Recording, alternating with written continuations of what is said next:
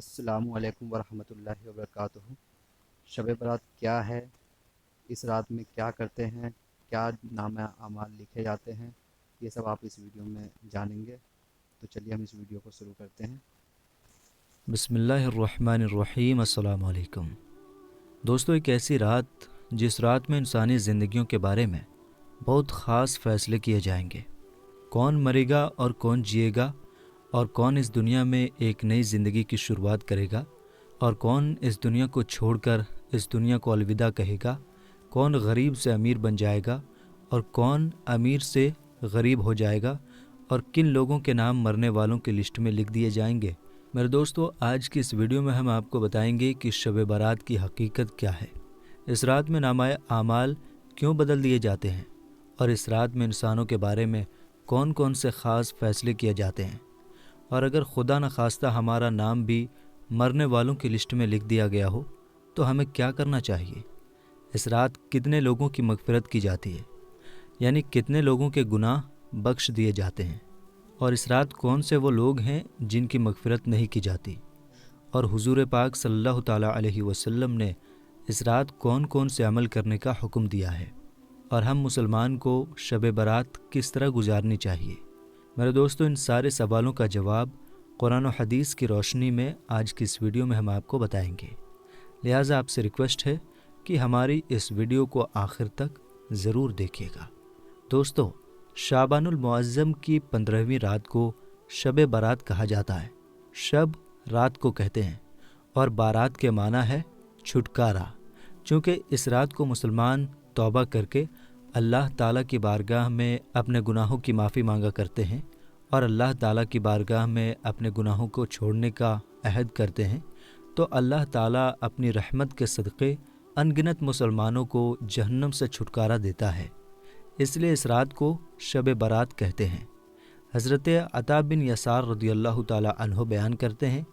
کہ لیلۃ القدر کے بعد شعبان کی 15ویں رات سب سے افضل رات ہے۔ حجت الاسلام امام غزالی رحمۃ اللہ علیہ فرماتے ہیں کہ جیسے مسلمانوں کے لیے عید کے 2 دن ہیں،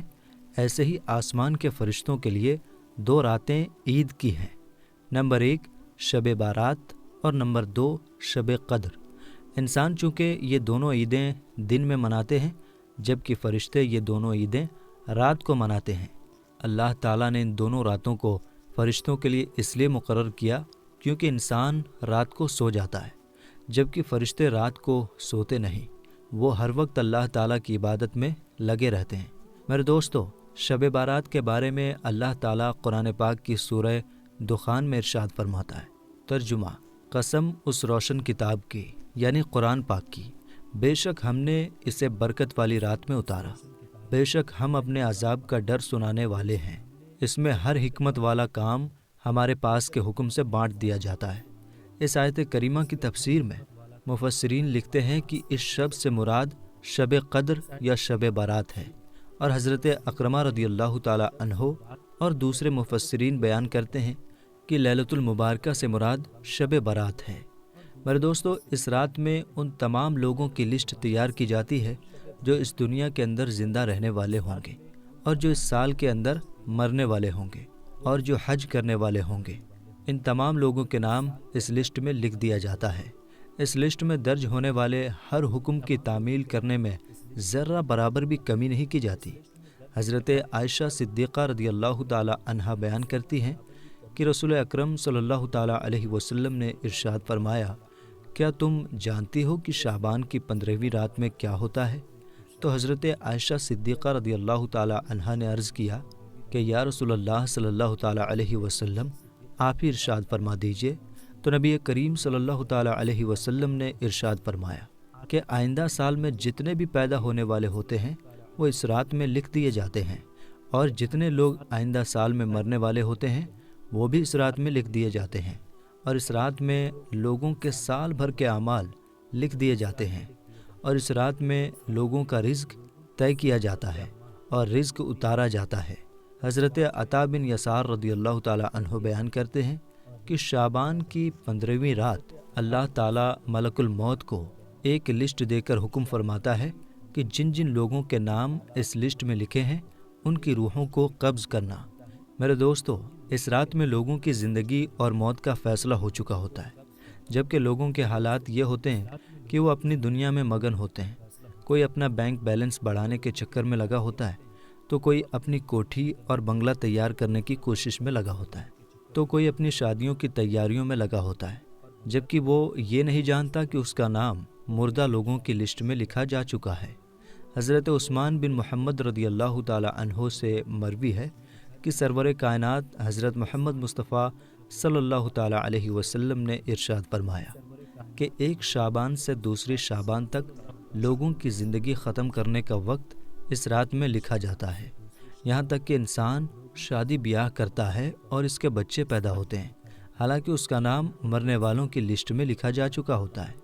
میرے دوستو، شب بارات کی ایک بہت بڑی خصوصیت یہ بھی ہے کہ اس رات میں اللہ تعالیٰ ان گنت لوگوں کی بخشش فرماتا ہے، جیسا کہ حضرت عائشہ صدیقہ رضی اللہ تعالیٰ عنہا بیان کرتی ہیں،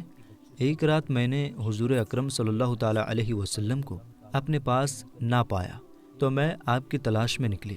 میں نے دیکھا کہ حضور پاک صلی اللہ تعالیٰ علیہ وسلم جنت البقیع میں تشریف فرما ہے، اور آپ صلی اللہ تعالیٰ علیہ وسلم نے فرمایا، کیا تمہیں یہ ڈر ہوا کہ اللہ تعالیٰ اور اس کے رسول تمہارے ساتھ انصاف نہ کریں گے؟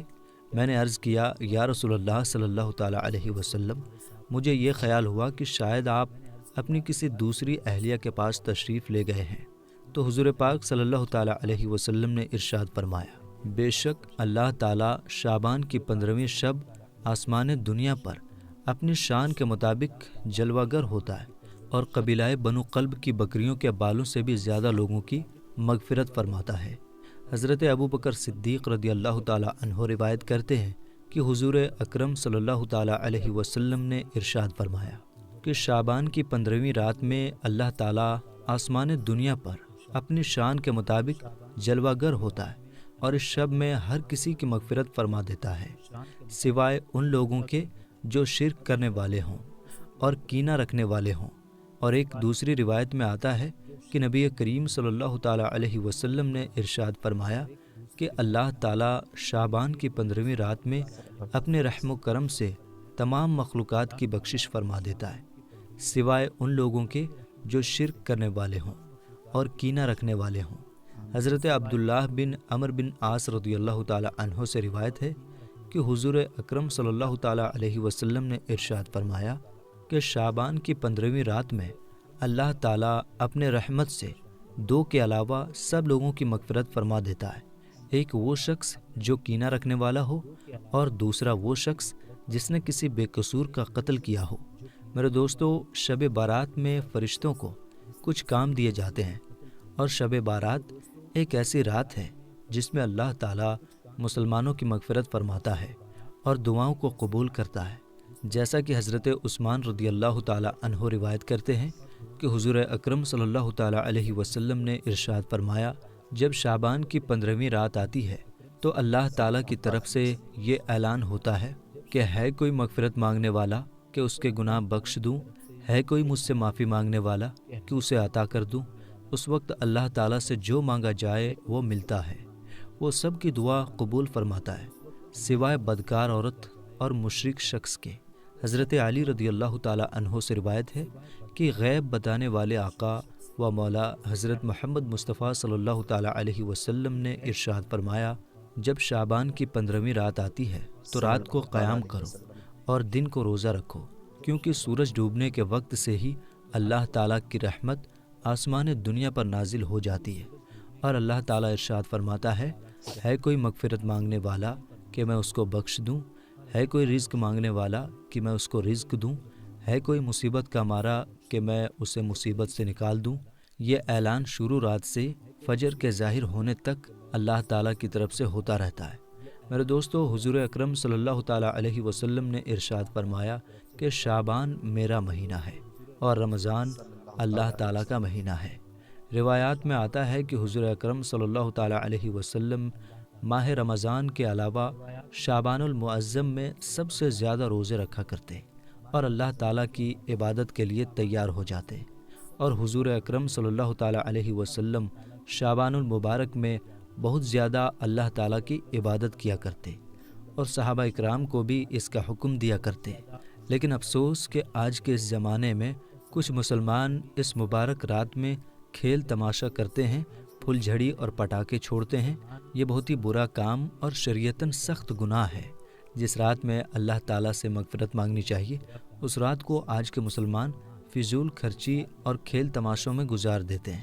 اور اللہ تعالیٰ کو راضی کرنے کے بجائے الٹا ان گناہوں میں ڈوب کر اللہ تعالیٰ کی نافرمانیاں کرنے لگتے ہیں اور اللہ تعالیٰ کو ناراض کر بیٹھتے ہیں۔ میرے دوستو، اس رات کے اندر ہمیں کثرت سے اللہ تعالیٰ کی عبادت کرنی چاہیے اور ہمیشہ ہمیشہ کے لیے اپنے گناہوں سے توبہ کرنی چاہیے، کیونکہ ہو سکتا ہے کہ ہمارا نام بھی ان لوگوں کی لسٹ میں لکھا جا چکا ہو جو اس سال مرنے والے ہیں۔ ہمیں چاہیے کہ ہم اپنے تمام گناہوں سے توبہ کریں اور اللہ تعالیٰ کی بارگاہ میں اپنے گناہوں کی معافی مانگیں۔ میرے دوستو، شب بارات کے رات کو اللہ تعالیٰ کی بارگاہ میں گزارنا چاہیے اور شب داری کرنی چاہیے، جیسا کہ رسول پاک صلی اللہ تعالیٰ علیہ وسلم خود بھی اس رات جاگتے اور دوسروں کو بھی جاگنے کا حکم فرماتے صلی اور اللہ اللہ تعالیٰ تعالیٰ علیہ کی وسلم۔ عبادت کرنے کا حکم ارشاد فرماتے۔ اللہ تعالیٰ سے دعا ہے کہ حضور پاک صلی اللہ تعالیٰ علیہ وسلم کے بتائے ہوئے راستے پر چلنے کی توفیق عطا فرمائے اور حضور پاک صلی اللہ تعالیٰ علیہ وسلم کی محبت کے اندر جینا مرنا نصیب فرمائے، آمین آمین اور اس رات کے صدقے اللہ تعالیٰ ہماری اور تمام مسلمانوں کی مغفرت فرمائے۔ آمین آمین یا رب العالمین۔ اللہ تعالیٰ ہماری اور تمام مسلمانوں کی مغفرت فرمائے۔ آمین۔ یا رب العالمین۔